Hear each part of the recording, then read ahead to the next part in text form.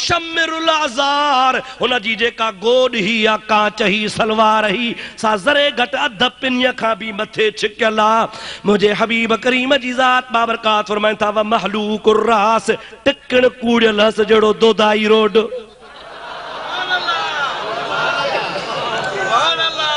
سمجھو دالا ہے نا محبوب کریم صلی اللہ علیہ وسلم جے ذات جو غلام تو پارا پتا بدھائے پان فرمائتا یہ پارا پتا دسی چھجو کندھ بھنسا جو موٹو پاڑے جہڑو ہاؤ نہ سائیں پیٹ بھنسا جو اگتے نکتل ڈھونکو وری پوئتے نکتل یہ پیو خیرہ جو چڑو گاجی شاہ جو پاڑو پیو جے پرے کھا پرے کھا پدھرا بوتھ بنا جا کارا ہاؤ نہ سائیں اللہ شاء پناہ رے جو آمین وری بچو آمین سرکار فرماتا سنیانے سے رو پانا وری این فرماتا سیماہم التحلیق ماں تاں کے بدھائے تو چجا انہوں جی خاص نشانی ہوں دی مچھتے بے پاکی گھمائیں دا تا متھے تے بے پاکی گھمائیں دا او مجھا دوست عزیز حبیبن کریمن جا گستاخ بے ادب ہے ہانے محبوب پاک جی ہاں توحید تھی بیان تھے حبیب کے پیچھے انصاف کر خدا جے حبیب جڑو انصاف وارو دنیا جے تختے تے نکو آیو وا نکو ایندو نکو جاؤ وا نکو جمندو مکے جے سردار جی نیانیا انہ جو نالو فاطمہ ہے انہ تے چوری ثابت تھیا حضور فرمائے تھا اللہ جے قرآن جو فیصلو آ السارق والسارقۃ فاقطعوا ایدیہما انہ جو ہتھ کپیو مدینہ شریف جو سردار مدینہ شریف جو انہ جو ہتھ کپیو نبی کریم جے ذات بابرکات جے دربار میں صحابی سفارش کھنی آیا ہن کے بلا ڈہون تے چوری بھرے تھا جاؤں قومی سردار جی دھیا رئیس نواب جی نیانیا آئے با مائی جو ہتھ کپ جی پوے معافی بڈیو ہتھ بن کپیو ڈنڈو بھی بھرے تھا وٹھوں جائیں جی چوری تھی آتا کے برادی تھا کیوں پیا عورت جو ہتھ نہ وڈ جے واہ انصاف وارا نبی پڑھ فرمائے تھا لو کانت فاطمت بنت محمد صلی اللہ علیہ وسلم لقطعتها یہ تو وڈیرے جی دھی فاطمہ ہے پر ماں محمد کریم جی نیانی فاطمت الزہرا جے کا قیامت پلسراتا لگندی تا ملائکن کے اللہ چاندو اعلان کہو او محشر وارو اکھوں ہیٹھ کیو جو محمد جی نیانی جنت دے تھی ونے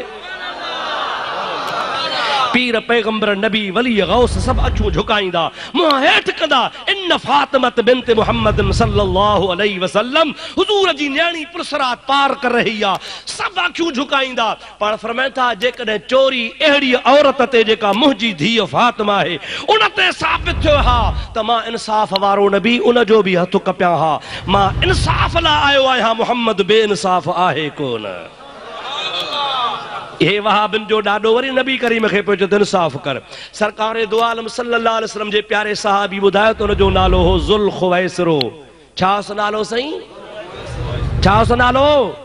ہرقوس انہ جو بنالو لکھو تن ہرقوس مجھا ہرقوس بن زہیر ذوالخویسرا جے نالے سا مشہور ہو جے کو نبی کریم کے پچھو نمازوں بھی پڑھ دو ہو ظاہر میں صحابی بھی ہو ہانے ایڑا مون ملاقے چوتو تو چیتا نبی کون سنانا دو آئی نبی چندو مجھا صحابی ہن ملاقے چندہ تڑے شجون وے جھالا چڑھ جون یہ پھری ویا ہا مجھو ہاؤ سرکار جی حدیث سچی آ نبی کریم سنانے تو انہ وہابن جے ڈاڈے خے جے کو صحابن جے رنگ میں ہو آئی انہ مجھاتا ہاں جو نسل کیا مت پیدا تھوا یہی جہنم میں ویدہ محبوب آگے 1400 سال بدھائیو محبوب جو علم غیب برحقا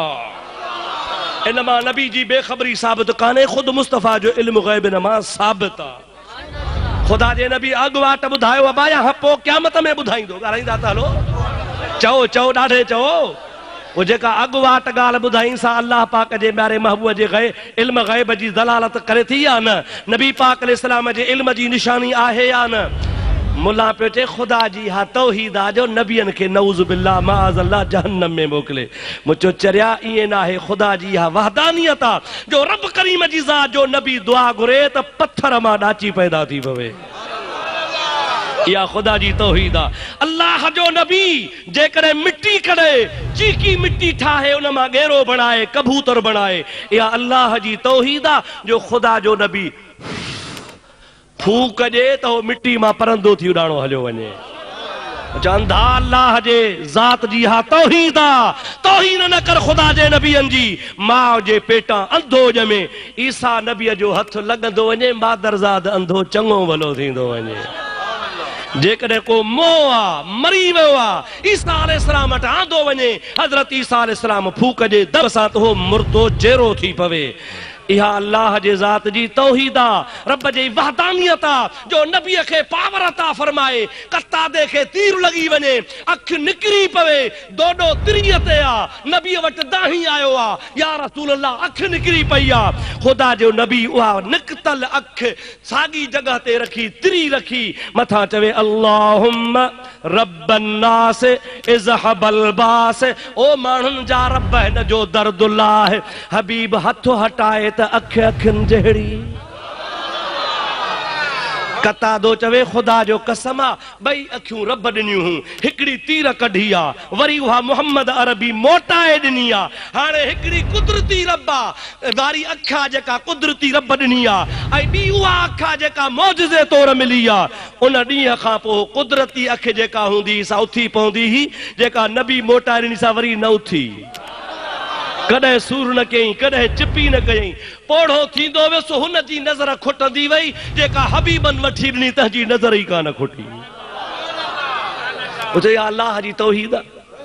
یا اللہ جی چو چو چھائے بابا اللہ جی اصحابی دشمن کے مارے تھو کافر کے قتل تھو کرے جائے تا تکڑو لتھو ٹنگ بھجی پیا مجاہدہ پنی بٹ کرا ریڑھوں ڈئی پٹکو ویڑھے نبی جے دربار میں آئے یا رسول اللہ تو آرے دشمن وہابی کے جہنم میں پہنچائے آئے ہاں ٹکر کرے آئے ہاں پر تکڑو آئے پہ ٹنگ بھجی پیا پر فرماتا ہے افست رجلک جنگ صدی کر ٹنگ بھگی پیا ٹنگ صدی کہیں فمسہو بیدہ المبارکہ حبیبن جی ذات بابرکات پانجے برکت وارو ہتھ گھمائیو ہتھ گھم دو ویو بھگل ہڈو چنگو بھلو تھیندو ویو یا خدا جی توحیدہ چو چو خدا جی یہ اللہ جے ذات جی توحیدہ جو رب پہنجے نبی کے شان عطا فرمائے خدا جو قسمہ پاو پانی جو پاو پانی جو 1500 انجارا ہن 1500 گھوڑا ہن اٹھ ہن حبیب جے دربار میں آیا ہن یا رسول اللہ انج تھا مروں پیا حبیب فرمائن تھا مو جو پیالو پانی وارو کھنی جو سرکار جے دربار میں کھنی آیا پا جو ہتھ مبارک اندر وجن تھا پیا ہتھ کٹی باہر پان سرکار کھولے وے ہن تھا مجھا پیارا تو پنجنی آنگرن ما دریا پنج جاری تھی ویا انگلیاں ہیں فیض پر اور ٹوٹے ہیں پیاسے جھوم کر ندیاں پنجاب رحمت کی ہے جاری واہ واہ مجھے آقا صلی اللہ علیہ وسلم نبی رحمت صلی اللہ علیہ وسلم جے دربار میں اصحاب پیش تھا ان گلاس میں یا پیالے میں ہتھ مبارک وجی آنگرن جا متھا مس پسیا ہن ہتھ باہر کڈیو تو پنجنی آنگرن ما پنج ندیوں دریا پانی جا جاری تھی ویا سرکار فرمائے تھا پانی پیاریندا ونیو اصحابن پیتو گھوڑن پیتو کھلیوں بھروں مشکیزوں بھروں سانداریوں بھروں دلا مٹ بھروں تھام بھروں صحابی کے چیو دے خبر گھنا ہو جے خدا جو قسمہ 1500 صحابی ہا سے پر جے کرے لکھ ہو جے ہا تب مجھے حبیب جو پانی کو نہ کھٹے ہا ماں تو چواں کیاں کھٹے ہا حبیب کریم پانجے آنگرن جے کنیکشن کے حوض کوثر سان گنڈھے چھجو انا اعطیناک الکوثر اللہ تعالیٰ جی ذات بابرکات فرمائی دعا اے مجھا پیارا حبیب تو کہ اسا خیر کثیر عطا فرمائیو کوثر تو کہ اسا عطا فرمائیو حبیب جی ذات جے ہتھ میں ہر شیا جے کے محبوب محمد کریم جیترو ڈنو سو گھنو ڈنو صلاح شریف بلند آواز پڑھ دال اللہم صلی علی سیدنا و نبینا ومولانا محمد وآلہ وصحابہ وسلم بڑی محبت سا بلند آواز سا درود شریف پڑھ دال اللہم صلی علی سیدنا و نبینا ومولانا محمد وآلہ وصحابہ وسلم ابا اللہ جے توحید میں شان آیا توہینا ڈاڑھیں گا لائیو اللہ جی توحیدہ جو نبیان کے پیرن کے فقیرن کے پہ دوزخ دے موکلے خدا جو قسمہ خدا جے توحید جن کے خبر ہی کانے کا درود پڑھتا ماں تو کہ عرض کدو حالا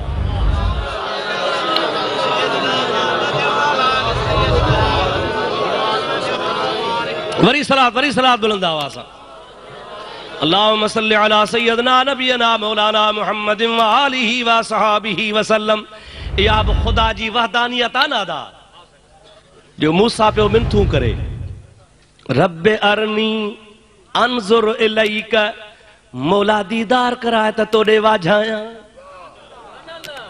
جواب پہ ملے سے لن ترانی موسیٰ کون ڈسی سکندے سائیں راضی تھی نہ کون ڈسی سکندے گالاؤ بدھے پیو گفتگو بدھے پیو کلام بدھے پیو بے مثال کلام منتوں پیو کر رب چے لن ترانی تو ڈسی کو نہ سکندے. مجھا پیارا دوست حضرت موسیٰ منتوں کیوں آخر رب شرط رکھو بلا ٹھیک وا ماں پانجی تجلی پہاڑ تے تھو موکلیاں ڈائریکٹ کون تھو موکلیاں انڈائریکٹ تھو موکلیاں تو جبل دے نہار مجھے جبل جے تجلی مجھے تجلی جے کرے جبل برداشت کرے ویو تا اے پیارا موسیٰ تو بھی ڈسی سگندے پر جے جبل نبی ہو بیٹھو نہ صحیح سگو تو بھی ڈسی کو نہ سگندے. قرآن تو تے فلما تجلا رب